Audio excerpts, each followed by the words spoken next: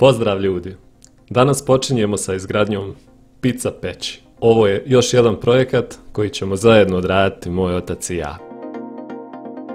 Pizza peć ili krušna peć je jako zanimljiv i koristan dodatak u dvorištu svake kuće ili vikendice, jer vam omogućava da pripremite jako ukusna jela na tradicionalne načine te provedete ugodno vrijeme sa svojom familijom i prijateljima. Naš projekat će biti djelimično reciklirajući, jer ćemo peć zidati sa korištenom punom opekom ili ciglom.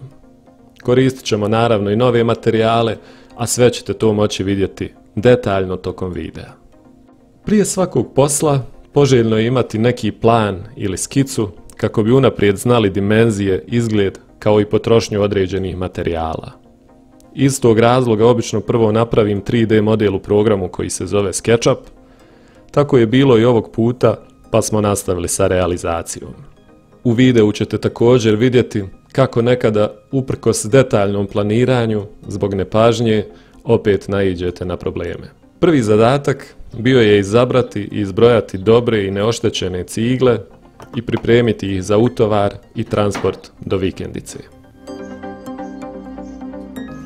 Za početnu fazu trebat će nam 240 čitavih komada i oko 150 polutica.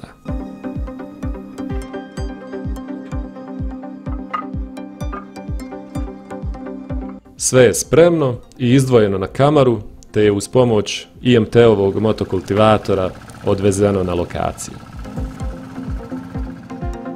Nadam se da vam neće oduzeti previše vremena, ali smatram da je bitno da vidite ambijent i prirodu gdje ćemo izgraditi ovu pizza peć, kako bi imali što bolji osjećaj i uvid u situaciju. I iz tog razloga evo nekoliko kadrova dok objasnim šta nam je od materijala trebalo za početak.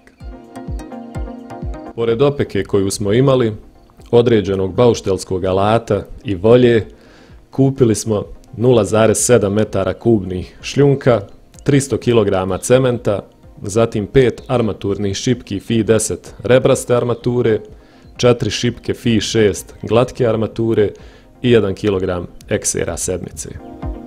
Vreću kreča, nešto stare daske i žicu za vezanje armature kao i pijesak smo imali od ranije.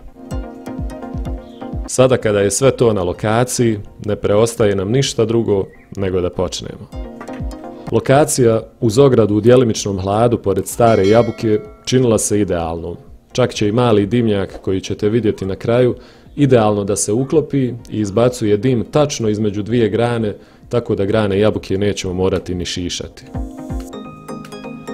Usaglasili smo se oko tačnog položaja za pizza peć i počinjemo raditi na iskopu temelja i formiranju oplate. Napravili smo iskop u isplaniranim dimenzijama 142,5 puta 142,5 cm i oplatu u pravilnim uglovima, ono u vinklo.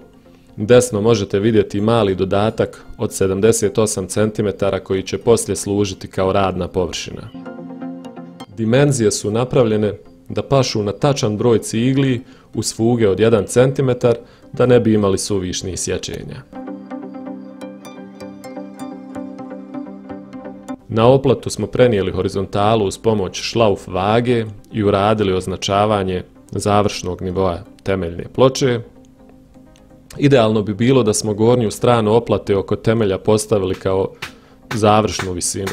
Bilo bi nam mnogo lakše sve poravnati poslije, ali obzirom da smo koristili staru dasku, ovako nam se činilo brže. Temeljne trake smo popunili šljunkom i dobro nabili, a ostatak popunili sa kamenom i komadima opeke kako bi malo ušparali na betonu i prilagodili da presjek betona svugdje bude isti. Nakon što smo to završili, prelazimo na armiranje.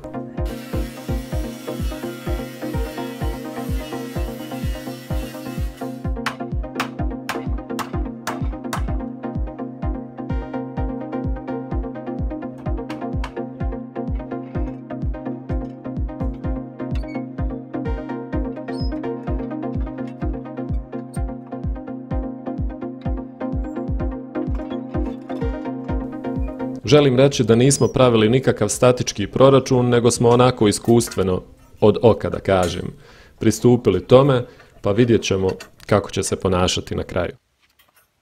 U temeljne grede ili trake stavili smo po 4 šipke Fi 10 rebraste armature i uvezali ih u zengijama od glatke armature Fi 6 mm, te ih poredali na razmak od 20 cm.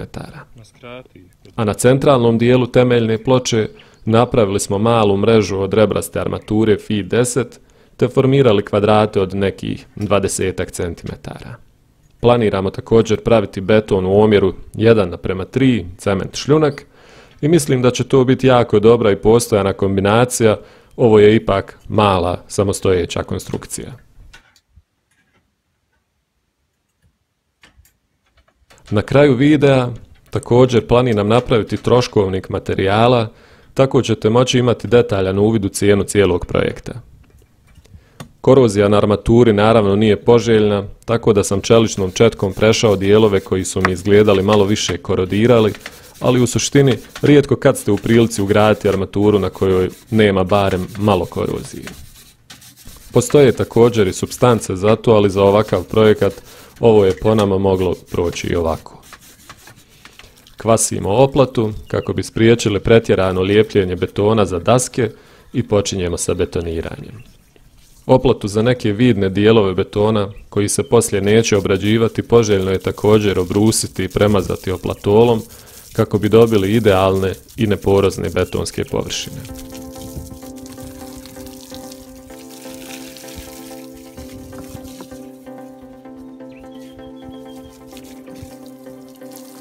Mješalica je pokrenuta i počinjemo sa betonažom, a vi ako ste još uvijek tu i pomno pratite video, zabetonirajte tu like tipku da dobije plavu boju kako bi nam pomogli da što bolje armiramo ovaj YouTube kanal.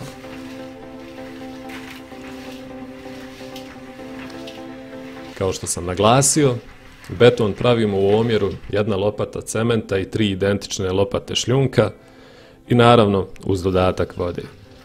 Način na koji ja uvijek pravim beton je takav da prvo dodam jedan dio šljunka, pa onda cement, kako bi taj šljunak što bolje izmiješao cement i spriječio ga da se zalijepi za mješalicu, i onda postepeno dodajem ostatak šljunka u odnosu na kapacitet mješalice i cijelo vrijeme naravno vodim računa o gustini. Ova mješalica nekako najnormalnije miješa do 12 lopata šljunka i 4 lopate cementa u ovom omjeru 1:3. Tokom betoniranja vodite računa da beton dobro priđe uz svaku oplatu i popuni svaku šupljinu. Nakucajte oplatu i ako nemate vibrator za beton, iskoristite neke šipke ili letve kako bi beton što bolje legao na svoje mjesto i oslobodio se suvišnih mjehurića zraka.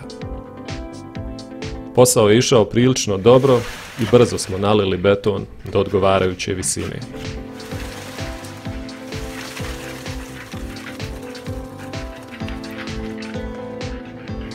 Otac će sada sve lijepo poravnati plastičnom hoblom, pustiti sve da odstoji neko vrijeme, te ćemo poslije malo vlažnije dijelove površine blago posuti cementom i ponovo detaljno zaribati.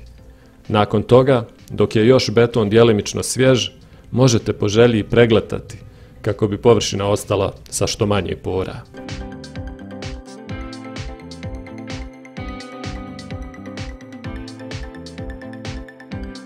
Narednih nekoliko dana potrebno je beton, tako reći, njegovati, te ga povremeno zalijevati vodom kako bi spriječili pucanje i omogućili što bolje vezivanje betona.